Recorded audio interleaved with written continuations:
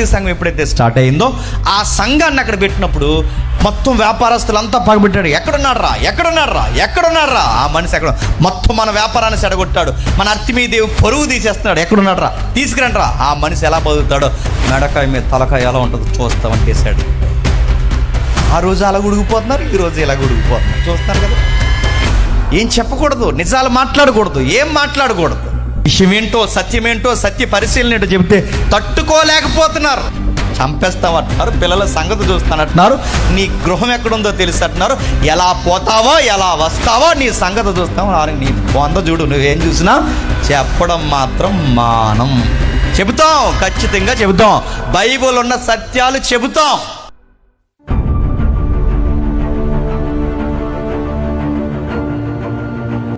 అపోస్తుల కార్యములో 19వ అధ్యాయంలో ఉంటుంది. ఎక్కడుంటుంది?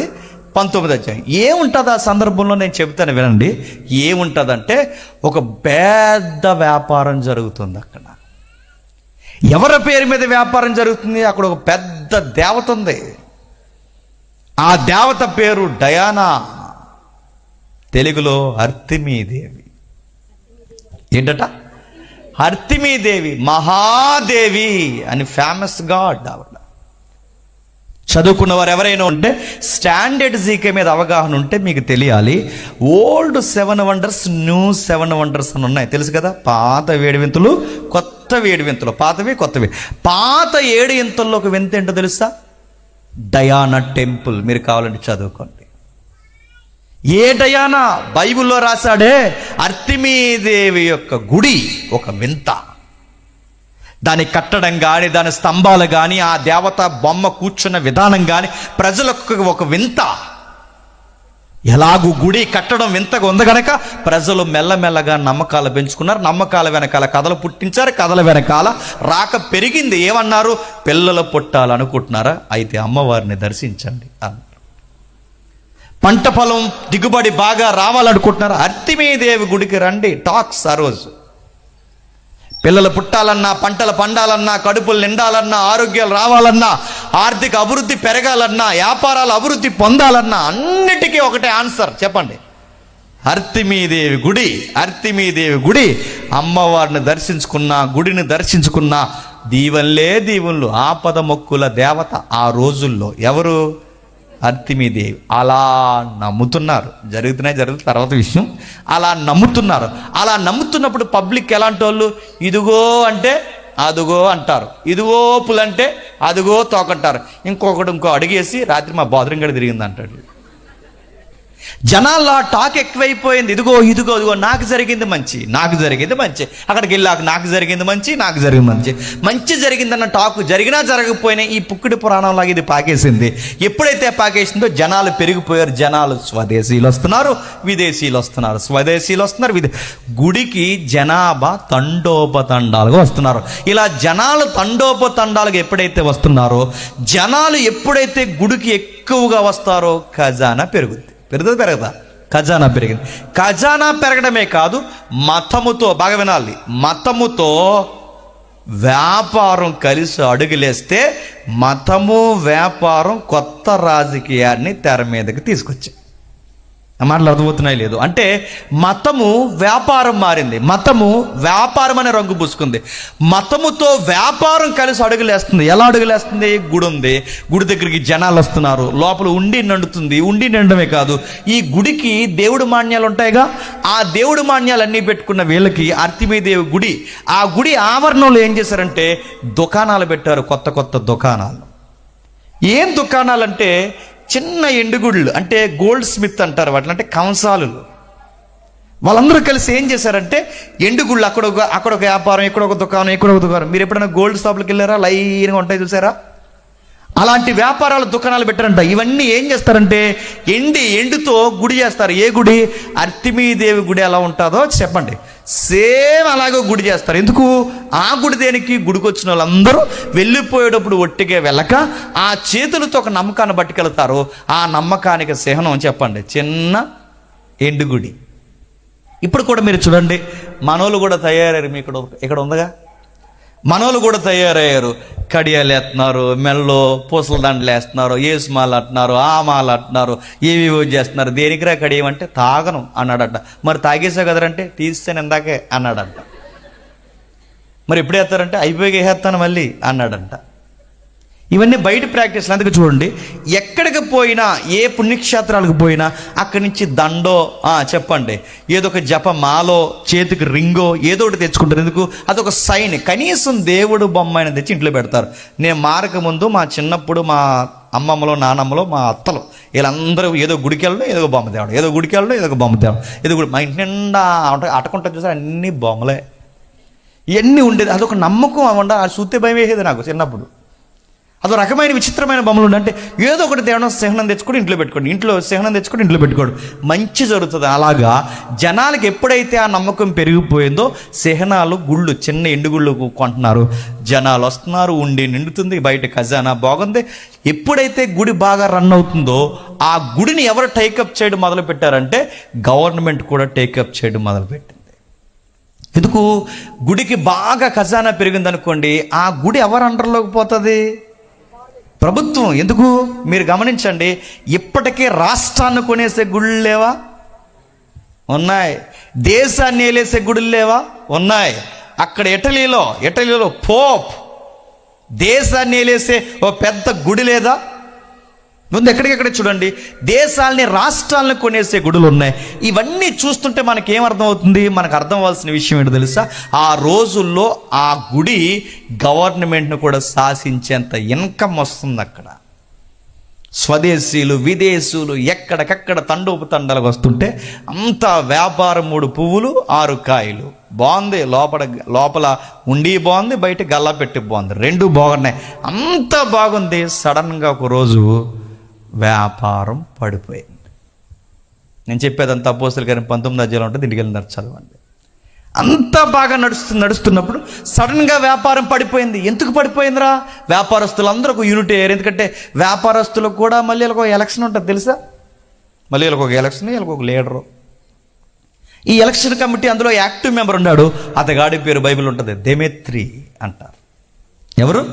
దెమెత్రి. ఆ దెమెత్రి దగ్గరకు వార్త వచ్చింది, వ్యాపారస్తులందరూ కలిసి వ్యాపారం పడిపోయింది. ఎందుకు పడిపోయింది వ్యాపారం అంటే? ప్రజలు రాక తగ్గిపోయింది. ప్రజలు రాక తగ్గిపోతే ప్రజలు దేవతను నమ్మడం మానేస్తారు. దేవతను నమ్మడం మానేస్తే మన దగ్గరికి మానేస్తారు. మన దగ్గరికి మానేస్తే దుకాణాల్లో బొమ్మలు అమ్మడవు. ఇదంతా పడిపోయింది. వ్యాపారం ఒక్కసారి పడిపోయింది. ఎందుకు పడిపోయింది అంటే ప్రజల రాక తగ్గిపోయింది. ఎందుకు తగ్గిపోయింది? వాకప్ చేశారు, ఎంక్వైరీ చేశారు. ఏం జరిగిందో తెలుసా? ఎంక్వైరీలో ఒక ఆన్సర్ వచ్చింది, ఈ ఏరియాకి ఒకడు వచ్చాడు. ఆడు వచ్చిన తర్వాత మొత్తం వ్యాపారాలు పోయాయి, మన దేవత నమ్మకాలు పోయాయి, అన్నిటికీ గండి కొట్టాడు. ఆ వచ్చిన వాడి పేరు పౌలు. వచ్చిన వాడు ఏం చెప్తున్నాడు? చెప్పాడు, చేతులతో చేయబడినవి దేవతలు, దేవుళ్ళు కాదని, సృష్టికర్త మనల్ని చేయాలి తప్ప సృష్టికర్తను మనము చేయకూడదని డిక్లేర్ చేసిన మెసేజ్లు చెప్పాడు.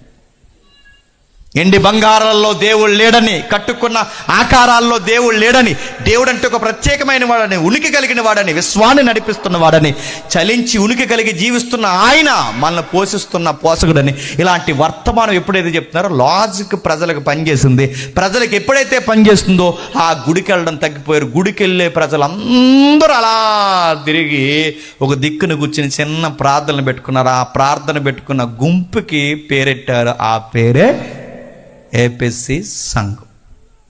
అర్థమైతే ధన్యత. ముఖ్యాంశాలు మరోసారి అర్థమైనయా? అర్థమైపోయినా అర్థమైనట్టే 11 అయిపోతుంది. అంటే ఇలా ఎపిసి సంఘం స్టార్ట్ అయింది. ఎపిసి సంఘం ఎప్పుడైతే స్టార్ట్ అయిందో ఆ సంఘాన్ని అక్కడ పెట్టినప్పుడు మొత్తం వ్యాపారస్తులంతా పగబెట్టాడు. ఎక్కడున్నారా ఆ మనిషి? ఎక్కడ? మొత్తం మన వ్యాపారాన్ని చెడగొట్టాడు, మన అర్తిమీదేవి పరువు తీసేస్తున్నాడు. ఎక్కడున్నారా? తీసుకురండ్రా. ఆ మనిషి ఎలా బతుకుతాడో, మెడకాయ మీద తలకాయ ఎలా ఉంటుందో చూస్తామని డిసైడ్ అయిపోయాడు. ఆ రోజు అలా ఉడిగిపోతున్నారు, ఈ రోజు ఇలా ఉడిగిపోతున్నారు. చూస్తున్నారు కదా. ఏం చెప్పకూడదు, నిజాలు మాట్లాడకూడదు, ఏం మాట్లాడకూడదు. విషయం ఏంటో, సత్యమేంటో, సత్య పరిశీలన ఏంటో చెబితే తట్టుకోలేకపోతున్నారు. చంపేస్తామంటున్నారు, పిల్లల సంగతి చూస్తానంటున్నారు, నీ గృహం ఎక్కడుందో తెలుసు అంటున్నారు, ఎలా పోతావో ఎలా వస్తావో నీ సంగతి చూస్తావో. నీ బొంద చూడు, నువ్వేం చూసినా చెప్పడం మాత్రం మానం. చెబుతాం, ఖచ్చితంగా చెబుతాం. బైబిల్ ఉన్న సత్యాలు చెబుతాం. పౌలు గారు చెబుతున్నారు. అక్కడి నుంచి ఎంక్వైరీ స్టార్ట్ అయిపోయింది. మొత్తం టీం అంతా ఫామ్ అయింది. అక్కడ ఒక పెద్ద మండపం ఉందట ఆ గుడికి సంబంధించి. ఆ మండపంలో లేదా ఆ యొక్క మండపంలో సుమారు ఒక్క సిట్టింగ్లో 25,000 మంది కూర్చోవచ్చట. ఎంతమంది? 25,000 మంది. అంటే అది చిన్న గుడి కాదు. 25,000 మంది కూర్చునేంత ప్రాంగణం వాళ్ళకు ఉందంటే ఎంత పెద్ద గుడి. దాని మెయింటెనెన్స్ ఒక్కసారి ఒక్కడ దెబ్బకి చెప్పండి దాని పునాదులు కదిలేయట. పిచ్చెక్కిపోయారు, టెన్షన్ అయిపోయారు, కంగారు అయిపోయారు.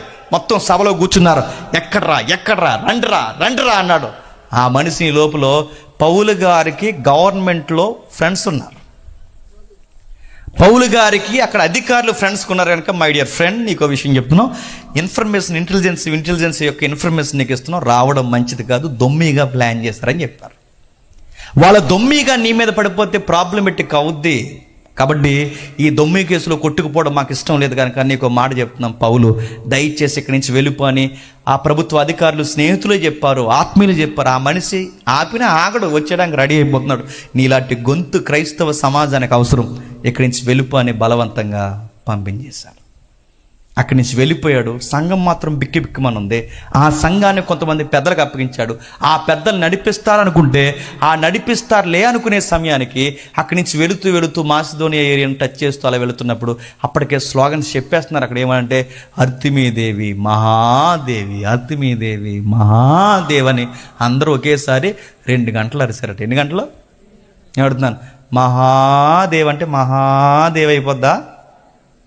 నడుతున్నాను. ఇలాగే చెప్పారు కరోనాను పొమ్మండానికి అన్నారంట. ప్రధానమంత్రులు చెప్పారులేండోయ్. చిన్నోళ్ళు పెద్దోళ్ళు అందరూ చెప్పారు, మంత్రులు అందరూ పెద్దోళ్ళు అందరూ చెప్పారు. ఏమనంటే కరోనాను పోగొట్టడానికట సాయంకాలం 7 గంటలకంట కంచమ గ్లాసు తీసుకుని కరెంట్ ఆపేసి మేడ మీదకి ఎక్కి 1 2 3 కరోనా పో అన్నారంట. పోయిందా? ఆడింట్లోనే ఈడింట్లో ఆడింట్లోకి వచ్చేసింది. కరోనా పో అంటే పోదు, అర్తిమీదేవి గొప్ప అంటే చెప్పండి గొప్ప అయిపోదు. స్లోగన్ చెప్పినంత మాత్రాన పరిస్థితులు చెప్పండి మారిపోవు. అలా తింగర పని చేస్తున్నారు అధికారులు. ఆ రోజు గొప్పదని గొప్పలు చెప్పుకుంటున్నారట. సంఘం మాత్రం అలా ఉండిపోయింది. పెద్దలను పెట్టి వచ్చేసాడు.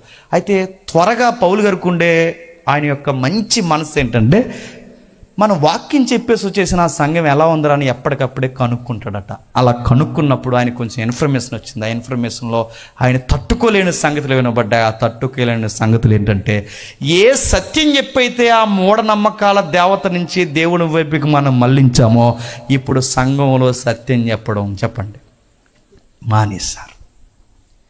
ఏ వాక్యం చెప్పైతే ప్రజల్ని మనం కట్టామో ఆ వాక్యం చెప్పడం మానేశారు. మరి ఏం చెబుతున్నారు? కల్పనా కథలు చెప్పండి, మితము లేని వంశావళులు, వివాదాలకు పెద్దపేట వేసి మొత్తం సంఘాన్ని పాడు చేసి పడేశారట.